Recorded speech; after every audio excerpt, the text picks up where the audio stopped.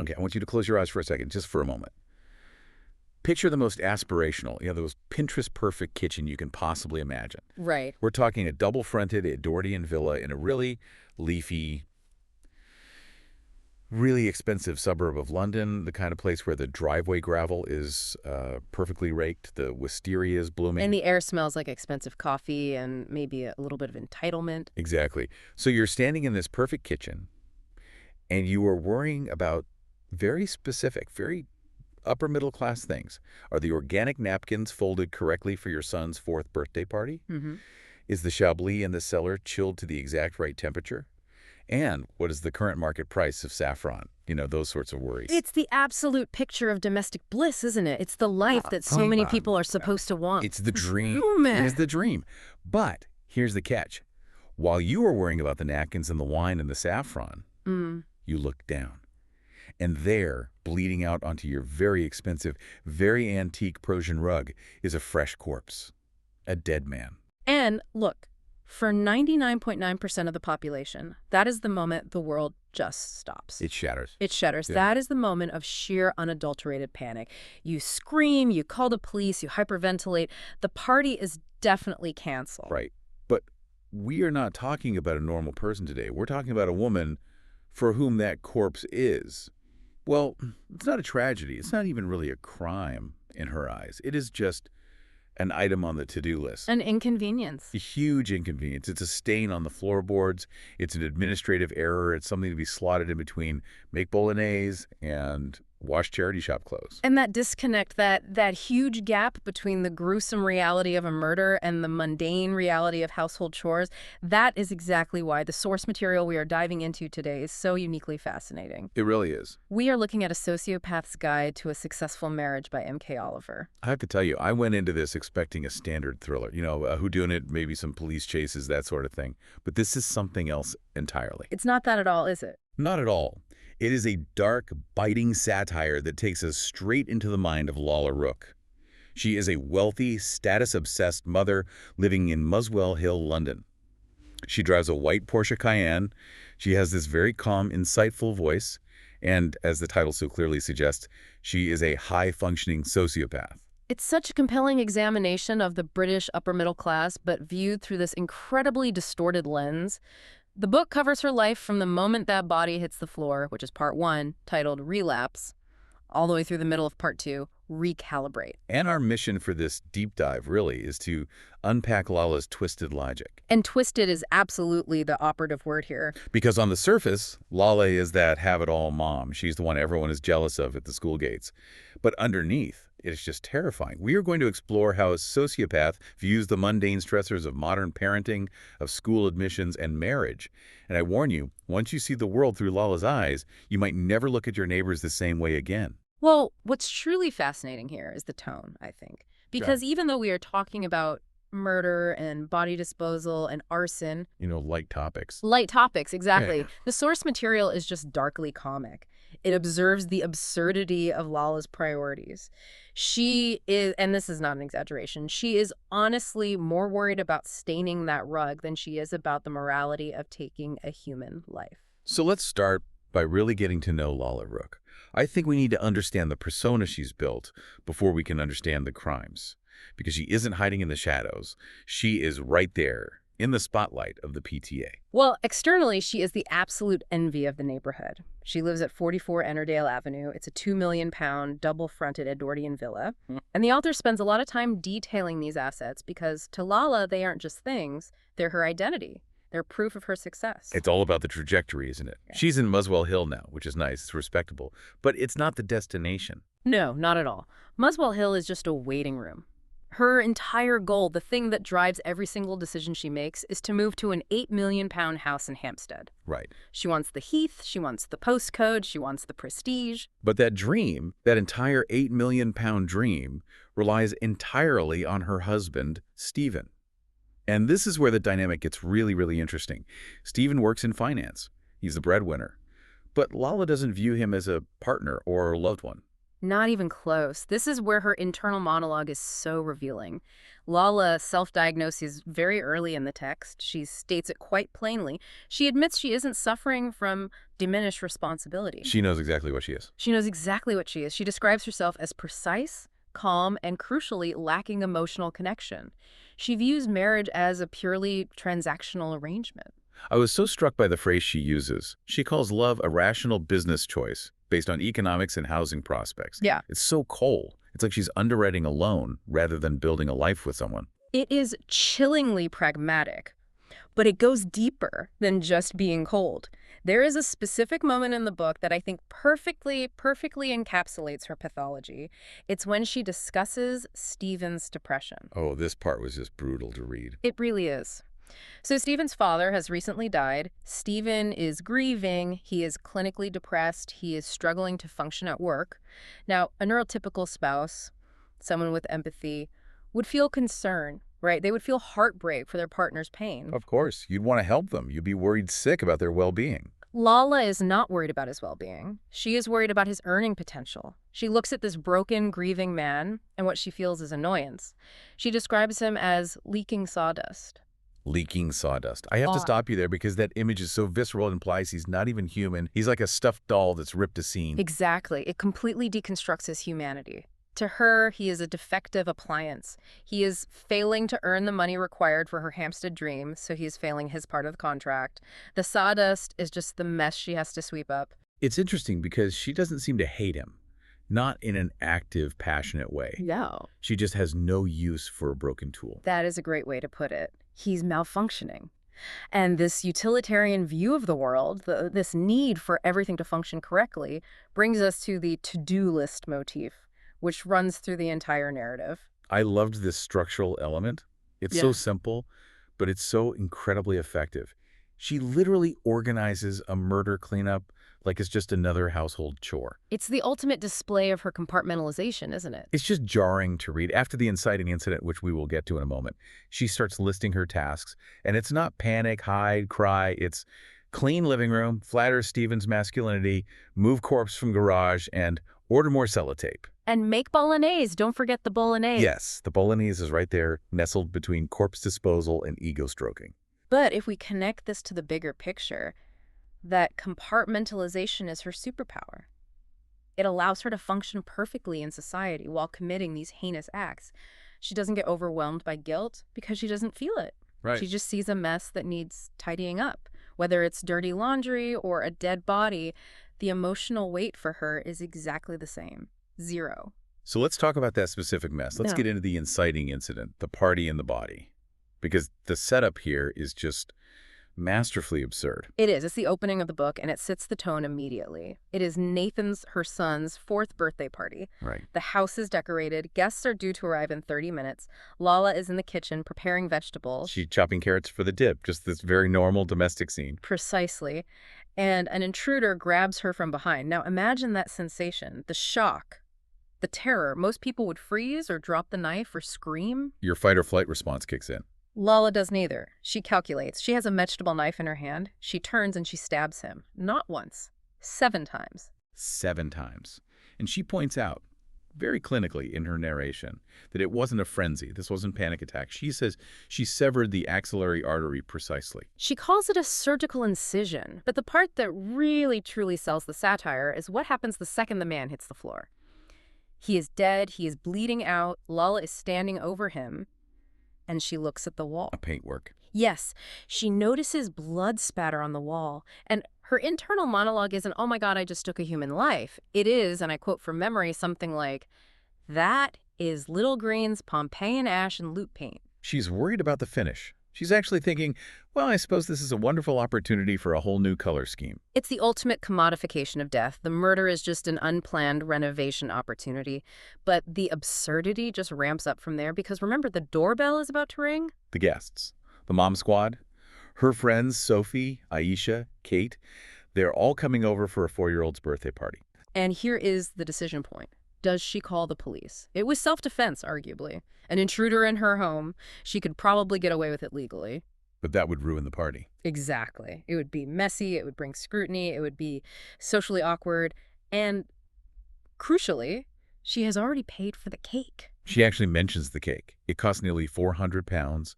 She says she would hate to waste the opportunity to pass off someone else's baking talent as her own. The vanity is just incredible. So the decision is made. The show must go on. She drags the body behind the living room door. She changes her clothes, and she is very, very annoyed that her Oscar de la Renta dress is ruined, by the way. Prioritizing the couture over the corpse. Classic Lola. And then she hosts the party. She opens the door. She smiles. She serves chilled Chablis. And the corpse is just sitting there, meters away from everyone. The tension of that scene is incredible. You have these women drinking wine, talking about school fees and Pilates classes, and there is a dead man cooling in the next room. And she has to come up with a cover story because her son, Nathan, and his friend Jethro try to go into the living room to play with the train set. This part made me laugh out loud, even though it's just horrible. She tells them there is a monster in there. She tells them the room is locked because a monster is in there that likes to eat little boys. It's effective parenting in her eyes. It solves the immediate problem of keeping them out. But then her friend Kate, who is a bit more perceptive, asks about a smell or a noise, and Lala has to pivot. She tells Kate it's a dead rabbit that the cat, Purdy, killed. A very large A rabbit. giant man-sized rabbit, apparently. But this lie just sets up the next phase. The logistics, the party eventually ends, the guests leave. Now she has a real problem. She has to dispose of the body. And this is where that to-do list mentality really shines. She needs to wrap him up. And the material she uses, it's just so perfectly suburban. She doesn't have industrial plastic sheeting lying around. She has packaging from a new trampoline. It is the ultimate suburban camouflage. But the detail that really highlights the absurdity is the tape. She starts with standard brown parcel tape, to seal the plastic, but she runs out. And this is the moment where most people would have a complete breakdown. Yeah. You can't just leave a body half-wrapped in your living room. No. So she rummages through her drawers, the classic junk drawer that we all have, and she finds Christmas-themed sellotape Santa Claus tape. to wrap a corpse. You can just visualize it, can't you? The shiny, festive tape with little reindeer faces against the industrial black trampoline plastic. It's grotesque, but it's also undeniably funny. It highlights how ill-equipped she is for this, despite her psychological profile. Exactly. She's a sociopath, sure, but she's a sociopath with a messy junk drawer just like the rest of us. And then comes the physical challenge. Yeah. She is a petite woman. This is a grown man, and he's dead weight, literally. She can't lift him. So she goes to the garden shed. And brings out the ball barrow. For our listeners who aren't avid gardeners, can you explain what that is? Of course. It's a specific type of wheelbarrow with a large, bright orange spherical ball instead of a traditional wheel. It's designed for soft ground, but it's notoriously wobbly on hard floors, like, say, an expensive kitchen floor. So she has to heave this Christmas-wrapped body into this wobbly, orange-balled wheelbarrow. And roll him through her designer kitchen. The image of her navigating the kitchen island with a dead man in a wheelbarrow. Yeah. It's pure slapstick. It's almost a silent movie comedy sketch. But with incredibly high stakes. She manages to get him to the garage. She then has to wrestle him into the boot of her white Porsche Cayenne. Which she knows with some frustration is really not designed for corpse disposal. She actually complains that the brochure didn't mention its capacity for dead bodies. She feels genuinely misled by the manufacturer. 1-star review. Could not fit dead intruders comfortably. Very disappointed. Precisely. It's that blend of humor and horror. She takes this odd pride in her gift-wrapping techniques while engaging in this grisly reality. But she hits a snag. She realizes she can't do the final disposal alone. And this brings us to section 3, the accomplice. Because someone saw her. Kate. Now, we really need to talk about Kate because she is the perfect foil to Lala. Kate is the piglet of the group, right? She's anxious, she's timid, she's constantly worried. A very apt description. Kate is suffering from severe domestic abuse by her husband, Owen. She is living in a state of constant paralyzing fear, and she just happens to look through the window at the wrong moment and see Lala wrapping the body. And Lala's reaction to being caught is just... Yeah. It's masterful manipulation. She doesn't panic, she doesn't yell, she invites Kate in. She realizes she can use this. She instantly assesses Kit's vulnerability. She gaslights her. She convinces Kate that it was self-defense, which technically it started as, but then she does something truly, truly evil. She forces Kate to touch the murder weapon, She literally grabs Kate's hand and wraps it around the handle of the knife. binding her to the crime, implicating her. It is a terrifying psychological power move. But here's the most twisted part. Lala views this as helping Kate. How on earth does she rationalize that? In her mind, she thinks that giving Kate a secret, this big a murder to cover up, will overshadow her fear of Owen. She thinks, I am giving her a bigger problem to worry about, so she will forget the smaller one. That is such a warped form of therapy. Forget your abusive husband here. Worry about a life sentence in prison instead. Exactly. And now, Kate is an accomplice, whether she wants to be or not. Lala even finds it darkly funny when Kate shows up later wearing a t-shirt that says, not an accomplice. Which was hand-painted. You can't make this up. It's so pathetic and yet so funny. So now they have a body in the Porsche, wrapped in Christmas tape. They need to get rid of it. And Lala finds the perfect spot. Her friend, Tor, the wealthy, passive-aggressive friend who lives in Hampstead, is having a pool house built. And they are pouring concrete. Lala sees the opportunity immediately. Wet concrete is the ultimate disposal method. It's permanent, it seals the smell, it disappears the problem. So she drags Kate along on this midnight mission to Hampstead. And this scene, Yeah. the kitchen scene was slapstick. This is a full-blown farce.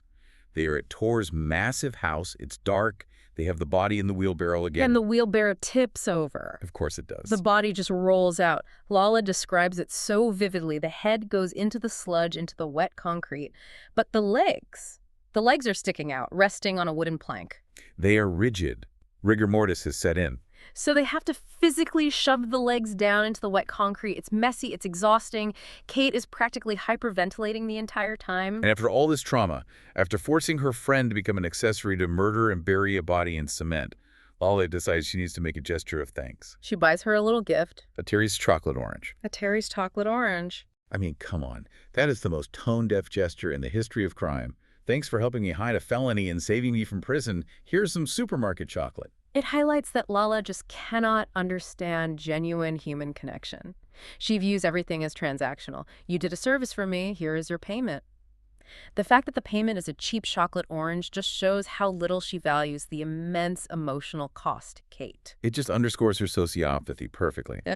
But while she is dealing with all these dead bodies, she is also dealing with something arguably more stressful for parents in her circle. Oh. School admissions. Yes. Section 4. Parenting a sociopath. Because we have to talk about the children, specifically Nellie. Nellie, the daughter. And there's some very strong vibes here that the apple has not fallen far from the tree. The source material strongly implies that Nellie is inheriting Lala's traits. Or perhaps, and this is even more chilling, she is being actively molded by them. We have to talk about the hamster.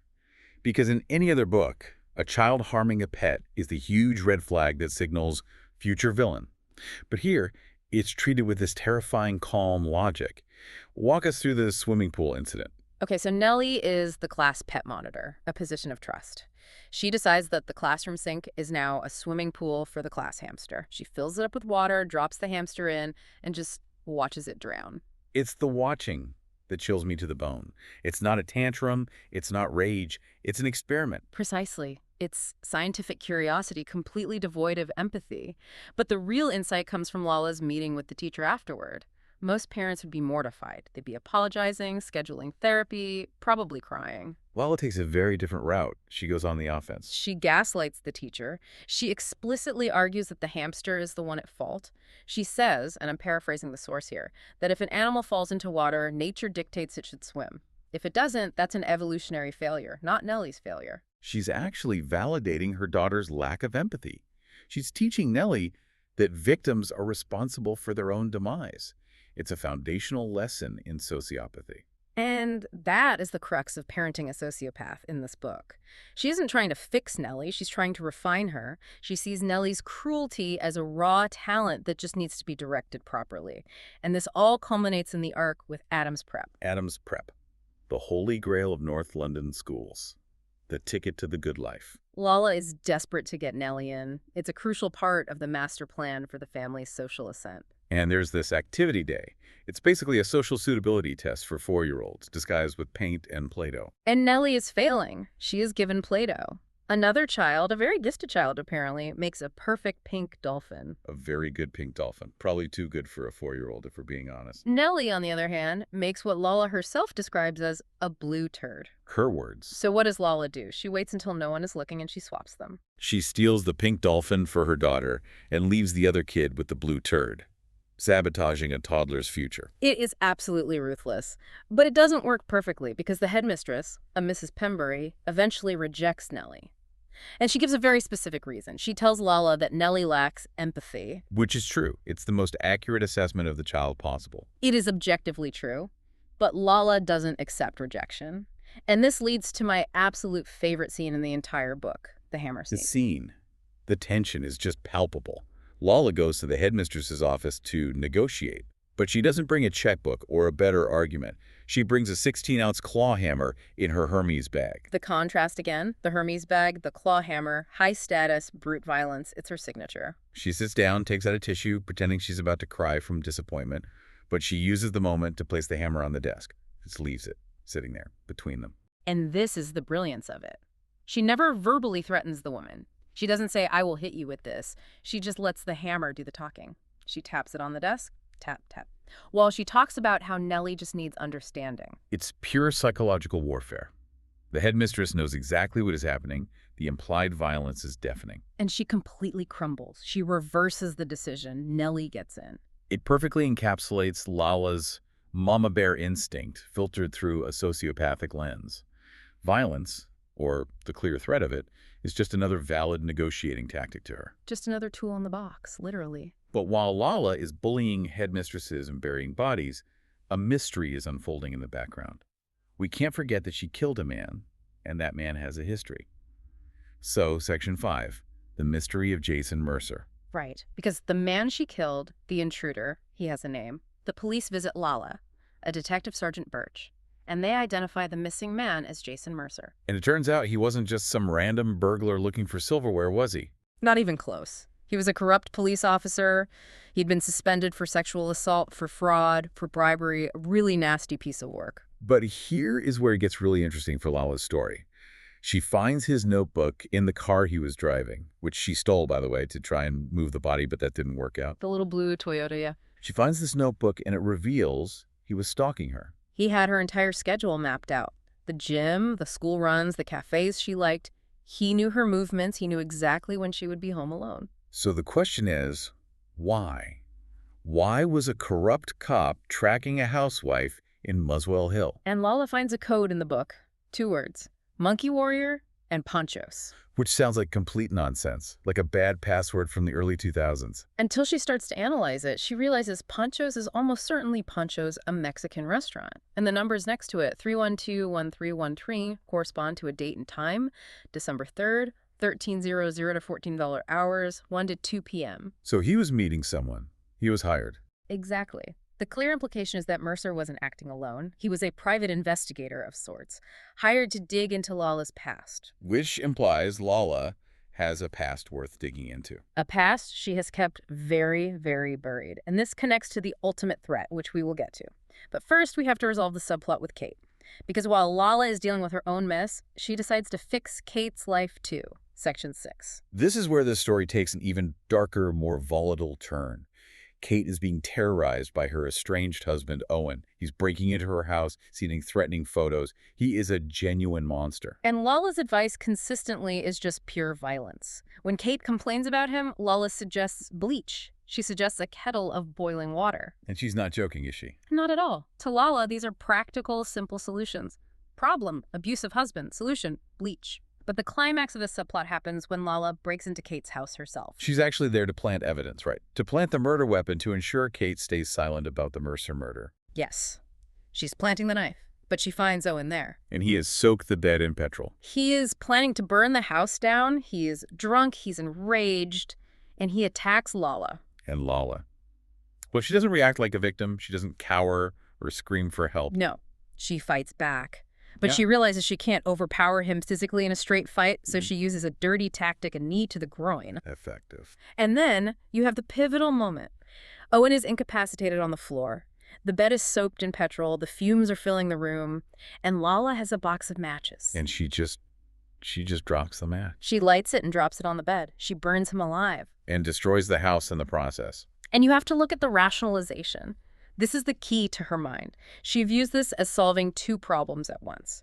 One, get rid of the abusive husband, which is a service to Kate. Two, force Kate to declutter and move on with her life. Declutter. That word implies she just threw out some old magazines. She burned her friend's entire house down, all of her possessions. To Lala, it's a fresh start.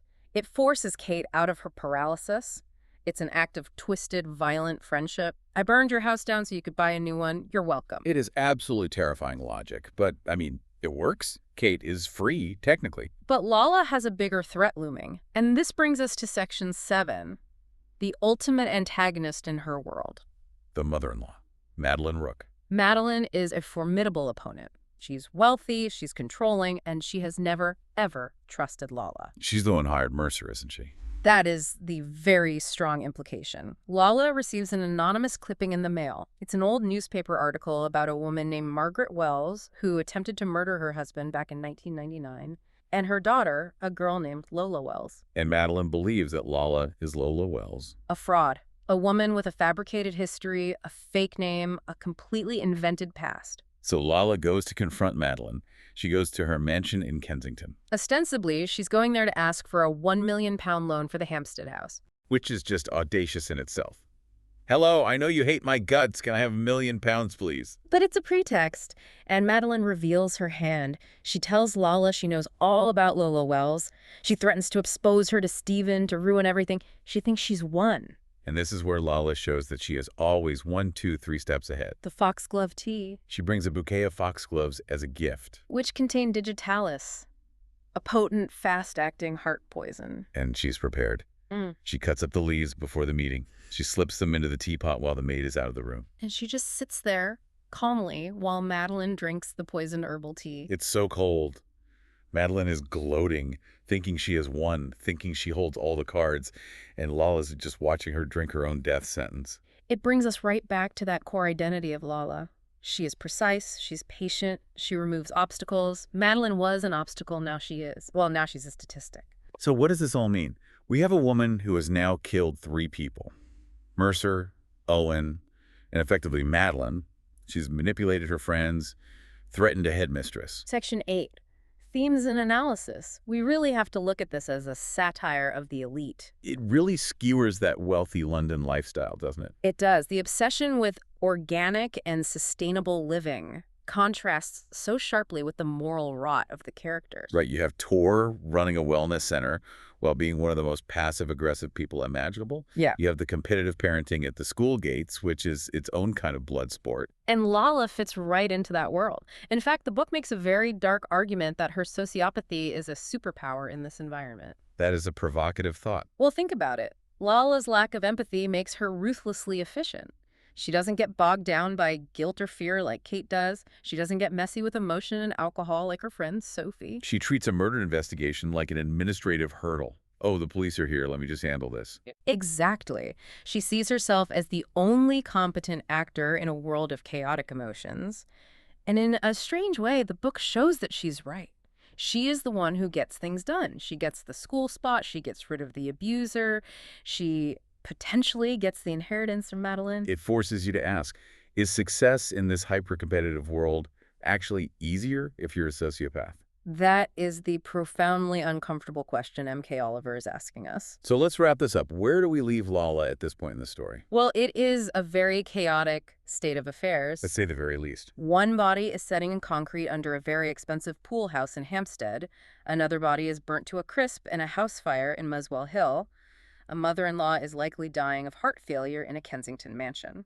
And her daughter, Nellie, has successfully made it through the first round of the Adams Prep School exams. So, mission accomplished. In Lala's eyes, absolutely. A productive couple of weeks. But there is one major loose end. The Monkey Warrior meeting. December 3rd. Pancho's restaurant. Someone was expecting to meet Jason Mercer. Someone who knows what Mercer found out. Someone who hired him. And Lala has the notebook. She knows the time and the place. And knowing Lala, she won't just let that appointment be missed. I have a feeling Pancho's is about to get a very, very unexpected customer for lunch. Indeed. So to you, our listener, I want to leave you with this final thought. We often talk about having it all. The perfect house, the perfect family, the perfect career. Lala Rook has it all, or she's ruthlessly acquiring it, but look at the cost. Is she a monster? Or is she just the ultimate manifestation of a culture that values results over humanity? It's a terrifying mirror to hold up to society, really. It really is. Thank you for diving deep with us today into the twisted and frankly terrifying mind of Lala Rook. A pleasure, as always. Stay safe out there, and maybe, check what's in your neighbor's wheelbarrow. Or their teapot. Bye for now.